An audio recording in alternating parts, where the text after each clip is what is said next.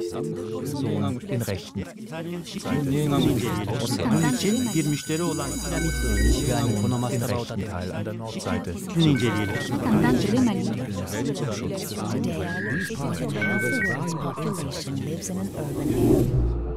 Moving forward. When thinking about the mobility as a whole, it's impossible not to think about the politics of mobility. I think we live in an age where when, how and where we move are as important as where we live in terms of differentiating one person from another. Indeed, we can think about mobility in terms of a hierarchy with a kinetic elite at the top who can move from place to place with relative ease, who travel quite frequently, who generally travel comfortably over great distances and are welcomed wherever they arrive. And on the other hand, a kinetic underclass who are sometimes forced to move when they don't want to, and other times prevented from moving when they do want to. And their travel can be uncomfortable, highly regulated, and less a matter of choice than it is if they're a member of the kinetic elite. So what I want to do is differentiate this hierarchy, this politics of mobility, using six ideas, six things which are central to any form of movement. I'm not suggesting these are the only ones, but they're certainly six important ones.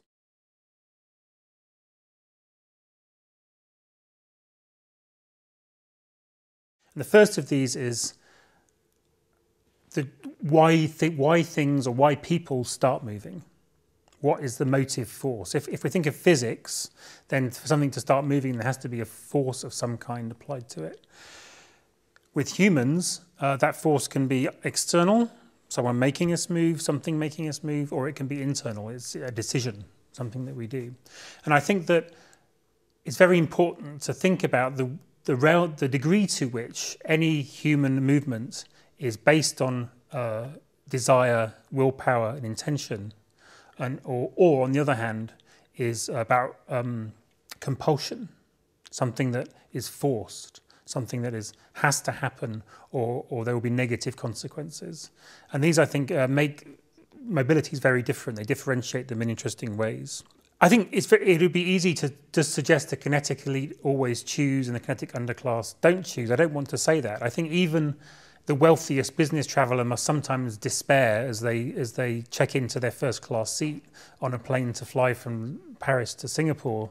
Even though to someone else that might seem like luxury, to them if they have to do it all the time and it's part of their job, they may feel obligated. So I'm not suggesting an easy distinction, but I do think nevertheless there are important differences between the person who may be tired and may not want to fly to Singapore and the person who, for instance, feels like they have to climb into the wheel well of an aeroplane in Africa in order to get to London and ends up falling out frozen dead somewhere outside Heathrow, which happens regularly.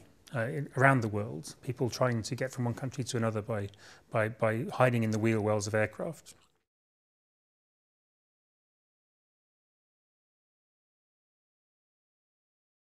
The second facet of mobility that has a politics is velocity, speed. In some ways this is obvious. If you can get somewhere quicker, usually that's because you've paid more money or because you have access in a way that someone else doesn't have. We can think of the fast lane in some kinds of road systems now where people pay extra in order to be in the fast lane and not the slow lane. We can think of in airports where, although since the age of Concorde, you can't really fly anywhere quicker than anyone else, all classes fly at the same speed. The bits at the beginning and end, how quickly it takes you to get through the airports, are speeded up for those high up. And even if you do have to stop, then you can stop in a business lounge rather than in McDonald's. So there's a key difference there in terms of speed. But it isn't just a matter of going faster. Another aspect of the politics of velocity is slowness. So we know there's a slow food movement. The movement out of Italy called Città Slow, which is the slow city movement. There's a slow culture movement. And these are also bourgeois. Right? The slow food movement doesn't come out of the working classes. The slow food movement is only from those who are able to think about slowness as something good, right? Who are able to make the choice to be slow. So we can see how speed and choice interact here in interesting ways. One of the most extreme forms in which we can think about velocity is the idea of immediacy. Something happening at exactly the same time as something else.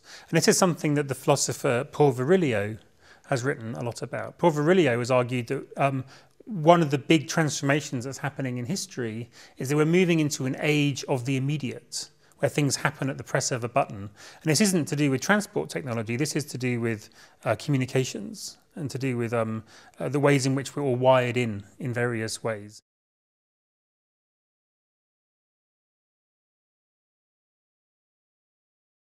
The third aspect of the politics of mobility is rhythm. Now, rhythm refers to either intervals of mobility, where one kind of mobility happens in particular sets of time repeatedly over and over again, or it can refer to a relationship between mobility and immobility, where stopping and starting happens with a particular measure, like in music, at a particular kind of interval. Rhythm is something that has been considered in a number of different aspects. So one of the ways we can think about it is in the 19th century, in the origins of train travel, where the rhythm of life was transformed by the fact that timetables had to be adhered to. Before that, usually people could wait, but the train isn't going to wait because you're late. A train is going to depart, or at least theoretically, a train will depart on time, and if you miss it, you miss it. So the rhythm of people's lives started to get connected into the train and into the time frame, or the time structure which train travel necessitated. So the way that we talk about time now, watch time, the time we have on our watches, is a time that its origins are in trains, and the way that they had to construct timetables so that trains wouldn't crash into each other. So the rhythm of life was completely changed by that dual invention of the railway and railway time, or the time that we now know. There are other kinds of rhythms that we can think about. The French urban theorist Henri Lefebvre talked about two kinds of rhythm. One he called organic, which is the rhythm of the body, something that is close to, he romanticized it slightly with this idea of a kind of natural rhythm. And the other is imposed. It's a technological rhythm. It's the rhythm imposed by things like the railway and new forms of time. So one way you can think about rhythm is a conflict that emerged in this period between the rhythm of the body, the natural rhythm, and the rhythm that's being imposed by capitalism, by technology, by industrialization and urbanization, all of them happening through the 19th century at a massive pace. So Henri Lefebvre put it like this: rhythm appears as regulated time governed by rational laws, but in contact with what is least rational in human being, the lived, the carnal, the body. So the body has a rhythm, rationality has a rhythm, and they come into contact. And in that contact, there's a kind of politics. We can see this as well as in trains. We can see it in a number of different aspects of life. So one of the things that happened in the 19th century and the beginning of the 20th century was the way in which factories became regulated in terms of clocking in, clocking out, having lunch breaks at particular times. We can see more recent aspects of rhythm in terms of what's called gait analysis, which is gait as in G-A-I-T, which means like walking, right? So now it's possible, I understand, to recognize somebody, to identify them by the pattern of their walking, so that from a distance with a camera, you can see someone's walk and recognize who they are. And these are being used in airports and other places to recognize people from a distance. You don't need to have a fingerprint and a contact. You can see just by their movements, their rhythms, whether they're suspicious or whether they're trusted. So there are suspicious kinds of rhythms, trusted kinds of rhythms. And on a larger scale, you can also see that in airports. People have looked at where do people travel and when do they travel? Are they travelling on one-way tickets? Are they travelling to strange places? And these become part of what's put into programs to recognise passengers, so that when you get to check-in, they know whether you can be trusted or not trusted. And that also is part of rhythm.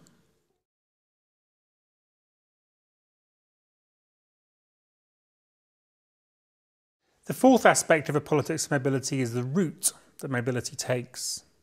Mobility doesn't happen evenly, like water spilled across a table with no friction. Mobility happens by being channeled, right? like a stream, like hydraulics. So you channel it in a particular way. And a lot of the politics of mobility comes through the way in which not mobility is stopped or started, but just where it's allowed to go and where it's not allowed to go. It produces currents, it produces correct designed flows of mobility. This obviously happens in transport planning. Roads that are designed or train lines that are designed in order to move people in particular ways and not in other ways. Increasingly, this is political because this channeling can occur in ways that privilege certain kinds of movement over others. So particularly the movement between, say, an airport and downtown in a major city like Paris or London, you will usually get a fast route that takes you from airport into the middle of the city. Ignoring everything around it. Usually there's not even, the train doesn't even stop. You can get the Heathrow Express. The train just takes 15 minutes, doesn't stop anywhere. Stephen Graham, the urban theorist, calls this the tunnelling effect. And this happens in all kinds of ways. Whenever people pay for the privilege to move, it often means that they can move faster and more directly from one point to another. And when you're not paying, it becomes more convoluted. One of the examples I came across working in Los Angeles was they were trying to design a light rail system to go from the suburbs into the centre of Los Angeles. And various organisations protested against this, saying all this was doing was benefiting a disproportionately white population that lived in the suburbs of Los Angeles and coming into their jobs, whereas the people that cleaned their houses, often Latino or Korean, often female, had to rely on the buses, which often had 4 or 5 connections to make in order to get from, in the opposite direction from a different place, the inner city where they lived, to the houses in the suburbs of these people who had moved downtown for their jobs. So the houses could be cleaned while they were working. So one mobility is made easy, the other is made difficult through the routing and the connections that have to be made. So we can see how conduits or channels or tunnels are also a political issue that breaks through a kind of old idea of topography, the shape of space, the shape of the landscape, and produces a new kind of politics based on what we could call topology, which is not about whether one thing is next to something else, but whether it's connected to it.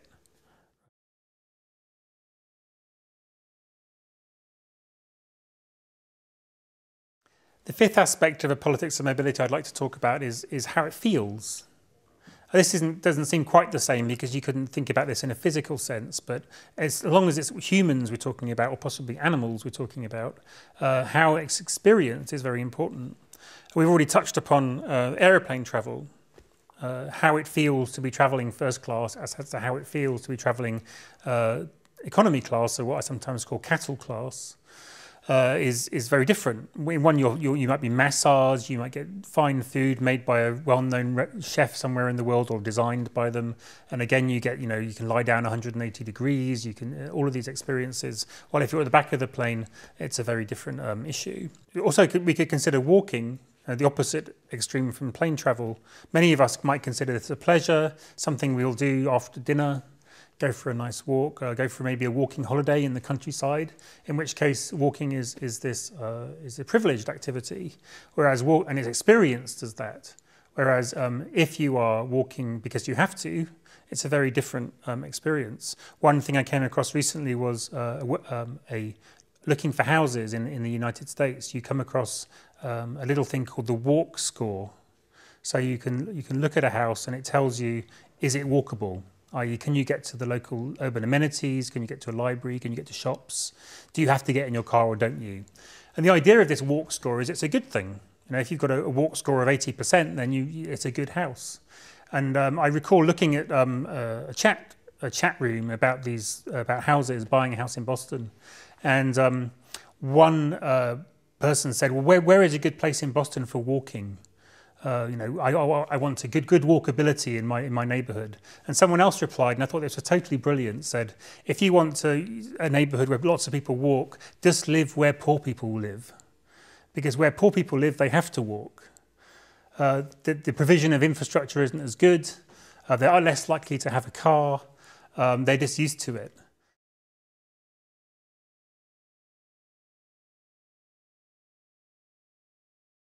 The sixth aspect of the politics of mobility is when and why does it stop? We can think about this as friction. Mobility, it never occurs in a frictionless world. There's no such thing as a perpetual motion machine.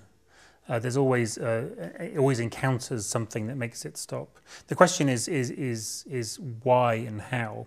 And clearly friction is unevenly distributed. And for some people, there's more friction in their lives than for other people. So we can think about the various forms of security that exist in urban environments, CCTV cameras, gated communities, the various kinds of spaces that you can access or not access. Even at a shopping mall, you can go into a shopping mall, and if you are, a respectable looking person, you fit somebody's expectations of what a shopper looks like, you would never know that there was anyone watching you. You would never know that that it was possible to be stopped. But if you don't fit into that, it's quite possible you could enter this space and security would appear. Security that's invisible to those people who don't need to be concerned with it, but to other people, maybe young people with skateboards or wearing hoodies, maybe people who aren't looking affluent, will be stopped. Friction will occur. This happens also at airports, of course. The people that are stopped most frequently are people who don't fit a category of a trusted traveller. Whereas the person that does fit a trusted traveller in Europe, that would be a middle-aged, white, male, a business person, for instance, who travels frequently and recognises patterns, flows easily through this, whereas you are stopped frequently if, for various reasons, you don't fit that model. Geographers used to talk about something called the friction of distance, which just simply meant that the further something away from you was, the more likely it was that you wouldn't interact with it. In other words, the closer something was, the more likely you would interact with it. This, in a globalised world, has ceased to be always true, and often not true. Indian populations in Southall in London are much more in touch with India, for instance, than they might be with, say, West Wales. Even though West Wales is obviously a lot closer because of the way communications work and the way telecommunications work in particular. But we are entering a time when borders and boundaries, the things that stop motion, aren't really distance, but much more about the particular kinds of spaces we're moving through and who we are. And the distribution of friction is something that's very political.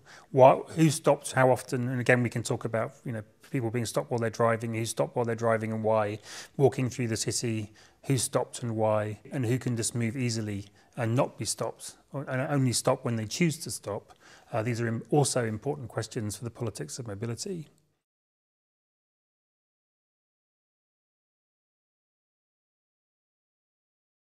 So I've talked about 6 facets of the politics of mobility, 6 things that need to be considered when considering the way in which mobility is wrapped up in power. At the starting point, that is why movement starts, speed, how fast or slow do we choose or not choose to travel, rhythm, what intervals do we travel in, how are we following a rhythm we want to follow or a rhythm that's being imposed upon us, routes, how do we get from A to B? Is it an easy route or a difficult route? Experience, how does it feel to travel? How pampered are we, or how uncomfortable is it for other people? And how we stop when friction is encountered, and how that friction is distributed amongst different groups of the population and different individuals. Each of them is important in the creation of the mobile world we live in, and each of them is contested, and each of them are relevant to any form of mobility we choose to look at, from walking to driving to flying. There may be others, I'm sure there are others, but these 6, I think, are things that need to be considered. Seite sowie den Außenbereich den rechten.